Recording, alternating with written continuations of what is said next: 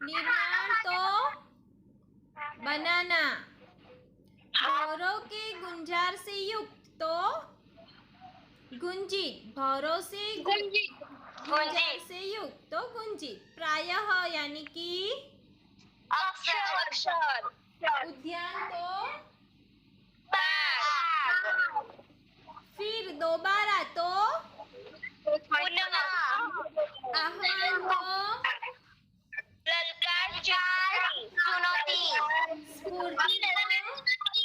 स्फूर्ति तो उत्साह। तो चलो, कविता तो कल भी हमने सीखी थी और आज फिर सीखी है ना। तो अब अभ्यास की चर्चा करें। ध्यान से प्रश्नों के उत्तर को समझना, फिर आपको ये उत्तर लिखने होंगे। अभ्यास में प्रश्न 1 है, आशय स्पष्ट कीजिए। हमें यहाँ पर एक काव्य पंक्ति दी गई है। उस काव्य पंक्ति में क्या कहना चाहते हैं वो बात हमें समझानी है। तो देखो कौन सी काव्य पंक्ति है। युग युग के मुरझे सुमनों में नई नई मुस्कान भरो, उठो धरा के अमर सपूतों, पुनः नया निर्माण करो। तो देखो मैं आपको समझाती हूँ। बहुत ही अच्छा उत्तर दिया। यहाँ पर कहा गया है युग युग के मुरझे सुमनों में नई मुस्कान भरो। तो जब हमारा देश स्वतंत्रता के लिए बड़ा ही संघर्ष कर रहा था, तभी बहुत ही मुश्किलों से हमें ये आज़ादी मिली। और आज़ादी मिलने के बाद आज़ादी में जो सपूत थे उनको अब बहुत सारा काम करना है, क्योंकि स्वतंत्रता के लिए बहुत ही संघर्ष हुआ और उस संघर्ष के बाद विजयी तो हुए हम।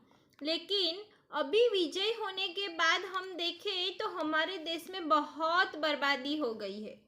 अब उस बर्बादी को पुनः निर्माण करना है, देश का पुनः निर्माण करना है। और युग युग से इस गुलामी में रहते रहते देशवासी कैसे हो गए हैं, निराश हो गए हैं। तो देश के सपूतों को कहा गया है कि तुम देशवासियों की निराशा को दूर करो।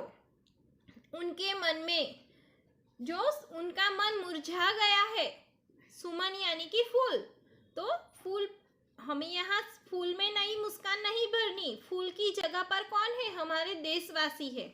तो देशवासियों के मन में नई मुस्कानें भरनी है और आलस त्याग कर नए निर्माण के लिए तैयार हो जाना है। समझ में आया आपको?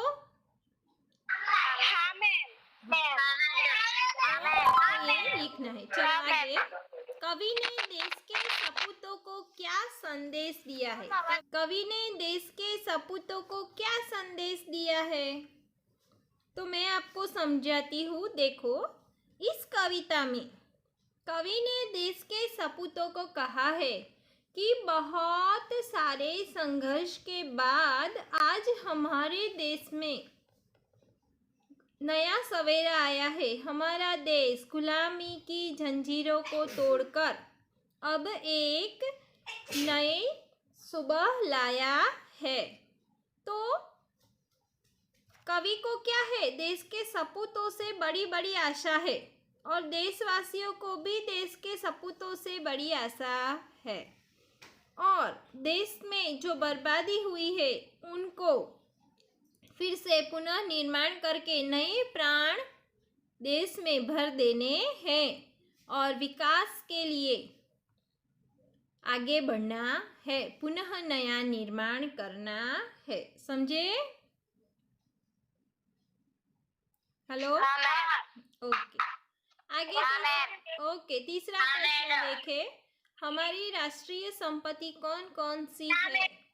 उसकी सुरक्षा के लिए आप क्या क्या कर सकते हैं? बोलो देवांगी। देवांगी, प्रश्न मैं फिर से बोलती हूँ। हमारी राष्ट्रीय संपत्ति कौन कौन सी है? उसकी सुरक्षा के लिए आप क्या क्या कर सकते हैं? हमारी राष्ट्रीय संपत्ति कौन कौन सी है और उसकी सुरक्षा के लिए आप क्या क्या कर सकते हैं?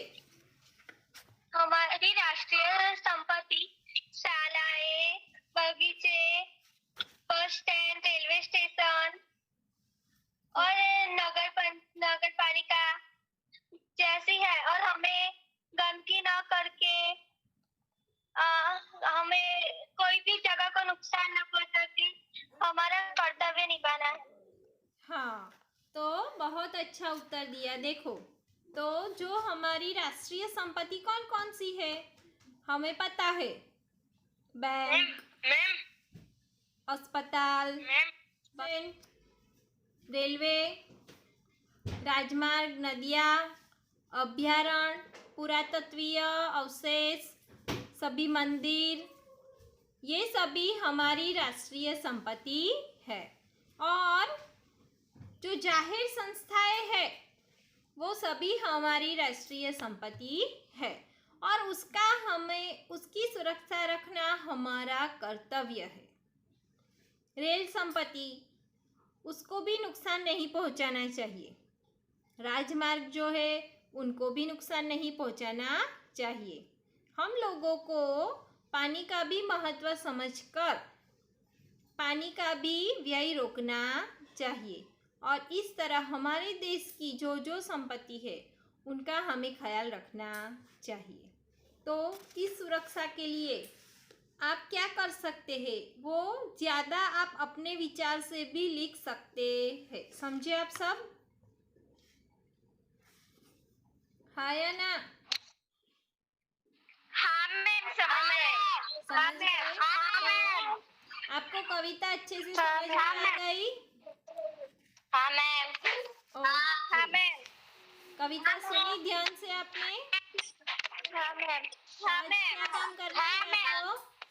कल मैंने कविता लिखने को दी थी आपको। हाँ मैम। कविता लिखी आपने कविता? लिखने को।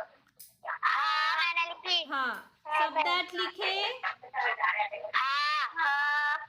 आज आपको क्या लिखना है? अभ्यास। अभ्यास, समझ गए। आज आपको अभ्यास, शब्दार्थ और अभ्यास अच्छे अक्षरों से लिखना है, सुंदर अक्षरों से।